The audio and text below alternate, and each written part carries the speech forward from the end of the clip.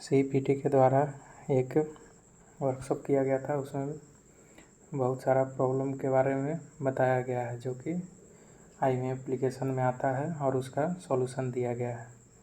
तो आइए हम लोग एक एक करके समझते हैं और उसका सॉल्यूशन को देखते हैं। तो इसमें दिया गया है सबसे पहले non flow of IPPB data. तो इसमें क्या होता है कि जैसे आप डाटा फेच करवाने जाएंगे IPPB का, तो उसमें एरर देगा डाटा ऑलरेडी कंज्यूम्ड। तो इसमें आपको क्या करना है, अपना डेली अकाउंट चेक कर लेना है। उसमें अगर आ गया है तो ठीक है, अगर नहीं आया है तो फिर मिसलेनियस एंट्री करना है और उसके बाद डेइंड करने के बाद उसका मिसमैच एंट्री करना है। अब उसके बाद है IPPB या CVS phased to CVR and wallet but not in border. इसका मतलब क्या हुआ कि जैसे आपका IPPB या CVS का डाटा जो है कैश बैलेंस रिपोर्ट और वैलेट में फेच कर गया उसका ट्रांजैक्शन, लेकिन बूडा में नहीं आया है। तो उसमें क्या है कि आपको मिसमैच डाटा एंट्री करना है।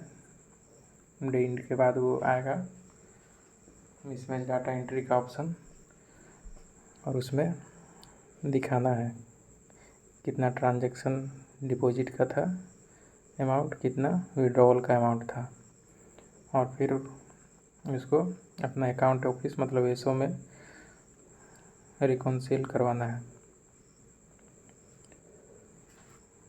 उसके बाद फिर नेक्स्ट है IPPB CVS phase two border but not to CVR and wallet. इसका मतलब क्या है कि आपका बूडा रिपोर्ट जब चेक करिएगा, रिपोर्ट्स में जाकर बैगिंग ऑप्शन में जाकर, तो उसमें बूडा में फेच कर गया है, लेकिन आपका कैश बैलेंस रिपोर्ट और वैलेट में नहीं आया है। तो उसका क्या है, आपको मिसलेनियस एंट्री, जिसको वैलेट एडजस्टमेंट भी बोला जाता है, उसमें जाकर आपको वैलेट एडजस्टमेंट कर लेना है। उतना में हो जाएगा। उसमें फिर मिसमैच एंट्री में आपका ये शो नहीं करेगा क्योंकि बूडा में ऑलरेडी फेच्ड है वो। फिर एक प्रॉब्लम है कि IPPB CVS data not at all fetched. इसका मतलब क्या हुआ कि आपका IPPB या CVS का डाटा ना ही CVR में फेच हुआ है और ना ही बूडा में फेच हुआ है। तो इसमें आपको क्या करना है, आपको पहले वैलेट एडजस्टमेंट जो कि मिसलेनियस एंट्री करना है। उसके बाद फिर डेइंड होने के बाद वो मिसमैच डाटा एंट्री में भी शो करेगा। फिर उसी तरह जितना अमाउंट है उसको इंटर करना है, डिपॉजिट का विड्रॉवल का अलग अलग, और ऐसे करके मिसमैच एंट्री करना है। और फिर एसओ में डेली अकाउंट वेरीफाई करते समय रिकॉन्सिल करवाना है।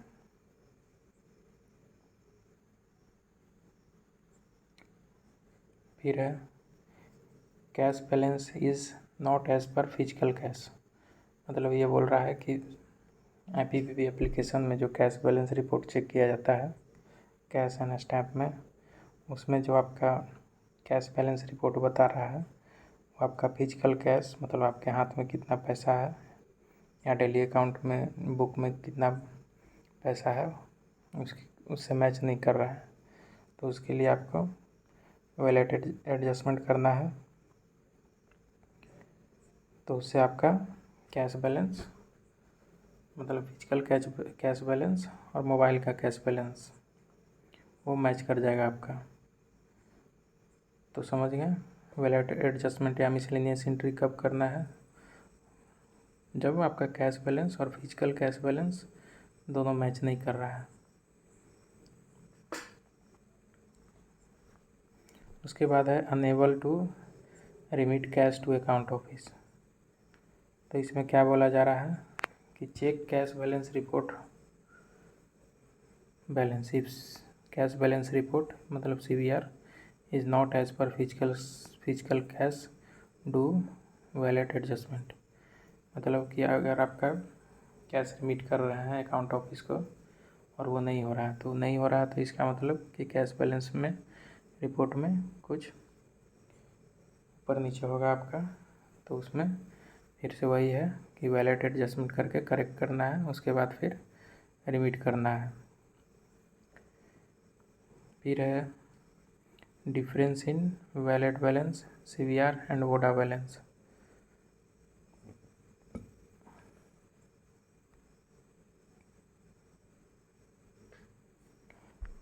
तो इसमें क्या है, इसमें बोला जा रहा है कि Tally the cash balance report and wallet with physical cash through wallet adjustment, then do mismatch data entry to Tally BODA and wallet and CBR।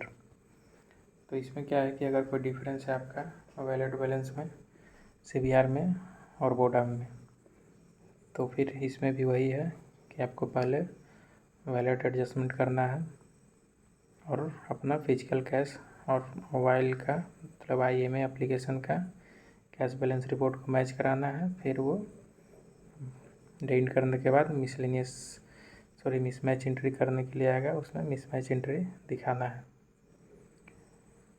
फिर इसमें है RPLI या PLI data not flown to wallet and BODA. तो फिर इसमें वही है, आपको पहले मिसलेनियस एंट्री करना है, फिर मिसमैच एंट्री करना है। तो मिसलेनियस और मिसमैच कब करना है वो जान जाइए। मिसलेनियस कब करना है, जब आपका फिजिकल कैश बैलेंस और मोबाइल का कैश बैलेंस रिपोर्ट मैच नहीं कर रहा है, तो मिसलेनियस एंट्री करना है। और मिसमैच एंट्री करना है जब फिजिकल कैश बैलेंस और क्लोजिंग बैलेंस मतलब CBR कैश बैलेंस रिपोर्ट वो बोडा से मैच नहीं कर रहा है, तो मिसमैच में फिर शो करेगा। डेंट करने के बाद फिर वहाँ भी करना है।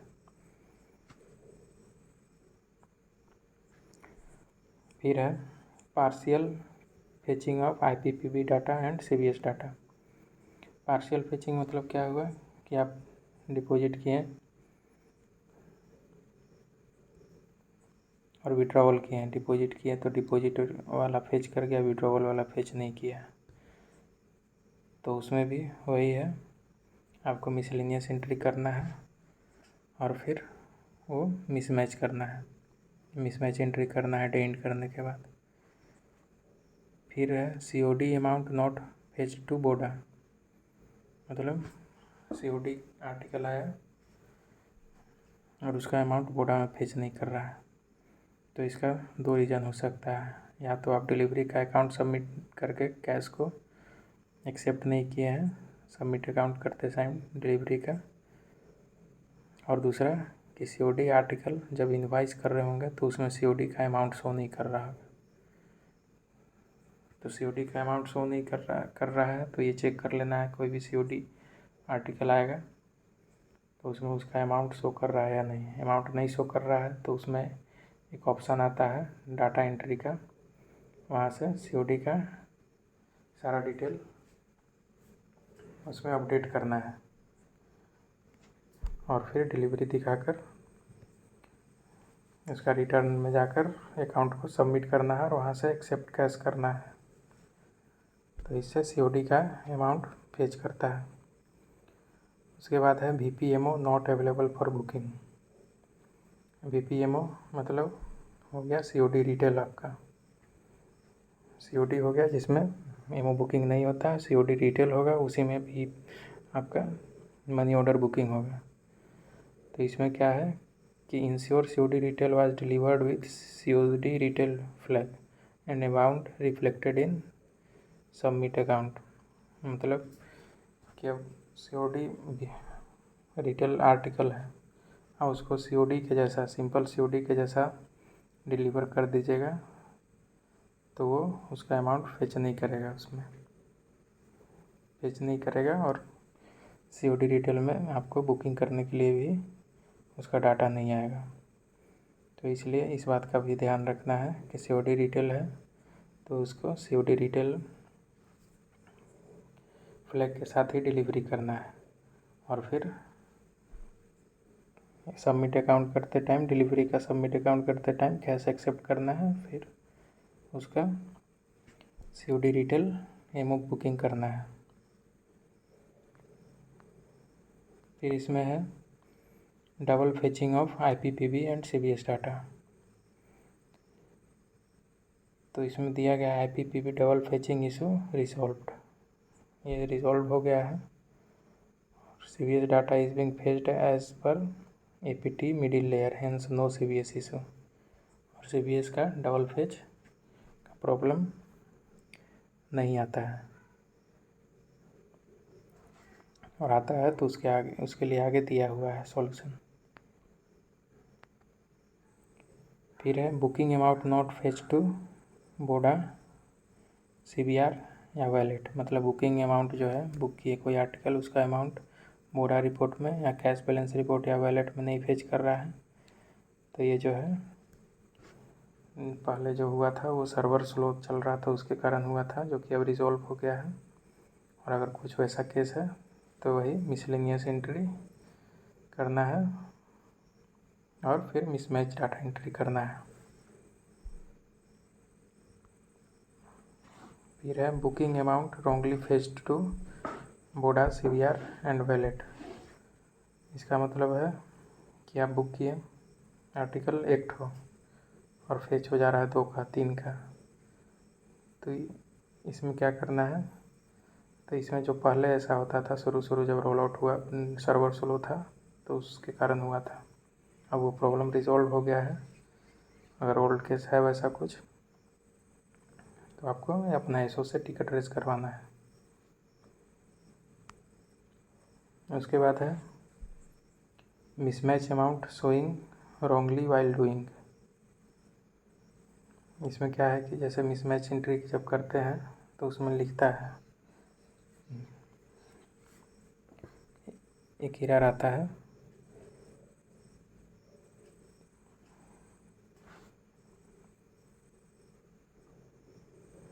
उसमें एक एरर आता है amount should be same as mismatch amount. तो उसमें आपको जितना आपका मिसमैच अमाउंट में शो कर रहा है नेगेटिव या पॉजिटिव में, उसको 0 करना होगा डिफरेंस को। तो उसके लिए आपको चेक करना होगा अपना CBR और बोडा को, और उसके बाद फिर वहाँ पे टैली करवाना होगा। मतलब उसमें दिख रहा है कि आपका -3000, तो आप उसमें एंट्री कर रहे हैं वो आपका -2000 का ही हो रहा है। तो जो -1000 बचा उसका नहीं हो रहा है, तो उस केस में बताता है, तो उसको आपको एंट्री करना होगा, अपना चेक करना है कि कौन सा एंट्री नहीं कर रहे हैं, और उसको फिर सेलेक्ट करके प्रॉपर हेड को और ऐड करके सबमिट करना है। फिर इसमें आर्टिकल डिलीवर्ड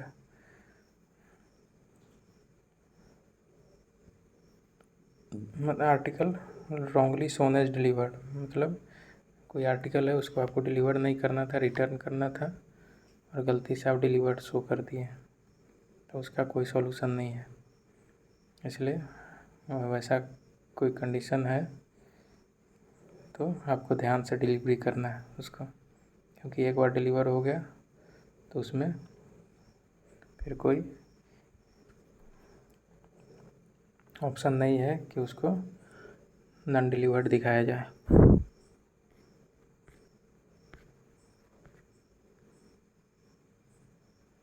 फिर है CBS double transaction reflected due to server issue. Server issue के कारण जब CBS का जो है कोई एक ट्रांजैक्शन किए और वो 2 बार शो कर रहा है, तो उसके केस में क्या करना है कि check the transaction updated in Finacle, मतलब फिनैकल में चेक करना है उसको। फिनैकल रिपोर्ट मतलब CBS का जो काम होता है, कोर बैंकिंग सॉल्यूशन वाले ऑप्शन में जाकर ट्रांजैक्शन रिपोर्ट चेक करना है। अगर उसमें भी 2 बार हो गया है तो आपको CPC से कॉन्टैक्ट करना है डिलीशन के लिए, डुप्लीकेट ट्रांजैक्शन है, और फिर उसको एडजस्टमेंट करना है बी और अपना एसओ में। उसके बाद फिर है redirected EMO, further no movement found, मतलब कोई ईएमओ है उसको रिडायरेक्ट किया गया है, उसके बाद फिर उसका पता नहीं चल रहा है कि वो कहाँ पे है अभी ट्रैकिंग करने पे। तो ये जो है इशू रिजॉल्व हो गया है। अगर कोई पुराना केस है वैसा तो टिकट रेज करवाना है। फिर है डिलीशन ऑफ मिसमैच एंट्रीज। इसमें क्या है कि कोई अगर मिसमैच एंट्री कर दिए हैं आप गलती से तो उसको डिलीट करवाना है। तो पहले तो मिसमैच एंट्री गलती से नहीं करना है, ध्यान से करना है मिसमैच एंट्री को। और अगर हो गया है तो उसको एसओ में जब रिकॉन्सिलेशन होता है तो उस समय एसओ में डिलीशन करने का भी ऑप्शन है, डिलीट करने का, तो वो एसओ से डिलीट करवाना है। फिर है prepaid booked but amount raised in बोडा। तो इसका इशू जो है वो रिजॉल्व हो गया है। इसमें प्रीपेड कोई आर्टिकल है, मतलब पहले से ही उसका पेड है टिकट से या स्टैम्प से, तो उसमें आपको बुक करते टाइम केयरफुली सेलेक्ट करना है प्रीपेड आर्टिकल। फिर एक ऑप्शन प्रॉब्लम है कि return article not fetch to back close. अब जैसे कोई आर्टिकल जो है आप डिलीवरी किए और कुछ आर्टिकल जो है रिटर्न रहता है हम लोग का नॉन डिलीवर्ड, तो उसको रिटर्न कर रहे हैं तो वो जब बैक क्लोज करने टाइम वो फेच नहीं करता है। तो इशू ऐसे रिजॉल्व हो गया है सीपीटी की तरफ से। लेकिन अगर इशू आता है वैसा तो आप एक बार लॉगआउट करके फिर से लॉगिन करके देखिए, वैसे में आ जाता है। कभी कभी डाटा फ्लो का भी इशू रहता है। इसमें है कि already booked VPMO again appearing for booking. अब कोई वीपीएमओ है या सीओडी रिटेल आर्टिकल बोल सकते हैं। तो इसमें क्या है, this issues due to duplicate delivery of COD retail. अब कोई सीओडी रिटेल है उसको 2 बार आप डिलीवरी कर दे रहे हैं, तो ऐसे में तो 2 बार आएगा ही वो। तो इसलिए इसमें बोला जा रहा है कि instruct BPM not to receive already delivered COD retails article. तो आपको अगर डिलीवरी कर दी है तो उसको फिर से कोई लेगेसी बैग में रिसीव नहीं करना है डिलीवरी के लिए, नहीं तो फिर से वो आपका डेली अकाउंट में फेच करेगा, बीओ का बैलेंस भी बढ़ेगा और फिर से वीपीएमओ बुक करने के लिए या सीओडी रिटेल एमओ बुक करने के लिए आएगा। फिर है इसमें user login issue. User login issue में क्या है, check substitute has been assigned and arrangement is made in case of additional charge additional configuration done।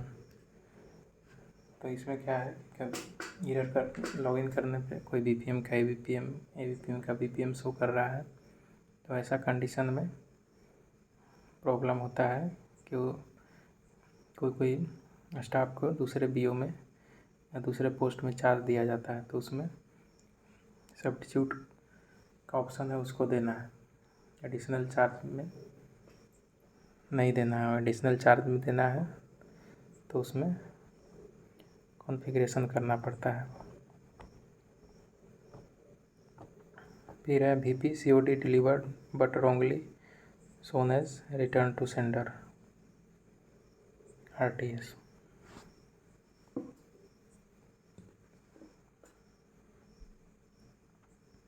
इसमें क्या है कि कोई भी वीपी सीओडी जो है वो जो है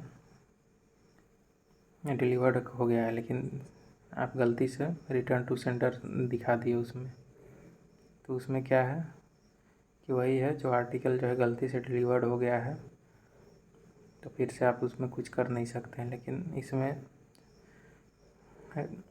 सर्कल ऑफिस के अप्रूवल से CEPT की तरफ से उसको डिलीवर्ड शो किया जा सकता है।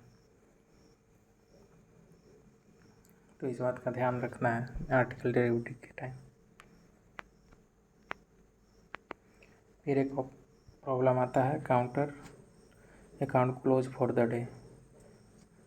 अब बीच में काम कर रहे हैं, काउंटर ऑपरेशन में जाइएगा, उसमें लिखेगा counter account close for the day. तो ये क्या है, एक इशू है, इसमें आपको फिर से लॉगिन करना है लॉग आउट करके। अगर फिर से अगर आ रहा है तो इसका मतलब कि BPM जो है वो कर दिए हैं, डाटा फेच करके काउंटर क्लोज अकाउंट क्लोज कर दिए हैं। तो ये काउंटर क्लोज वाला प्रॉब्लम है, उस रीलॉगिन करने से सॉल्व हो जाएगा आपका। फिर है पोस्टमैन वैलेट बैलेंस इशू, तो ये सॉल्व हो गया है। DSS एप्लीकेशन का इशू है, सॉल्व हो गया है। फिर है आपका errors your locked blocked while generating daily account in IMA। तो ये जो है ऐप का परमिशन जो है एप्लीकेशन का IMA ऐप का परमिशन दिया जाता है, वो आपका नहीं दिया हुआ है। तो उसके लिए क्या करना है कि आपको अपना IPPB ब्रांच में कॉन्टेक्ट करना है, वहाँ से परमिशन के लिए MDM परमिशन के लिए बोलना है कि ऐसा एरर बता रहा है, तो फिर वो उधर से सॉल्व कर देंगे आपका। फिर है user able to log in portal but unable in IMA। तो ये प्रॉब्लम सॉल्व हो गया है। पोर्टल ID 2.0 का जो पोर्टल है उसमें लॉगिन हो रहा है, लेकिन IMA में नहीं हो रहा है। तो ये पहले होता था, अब ये सॉल्व हो गया है। इसके बाद है data fetched after mismatch data entry.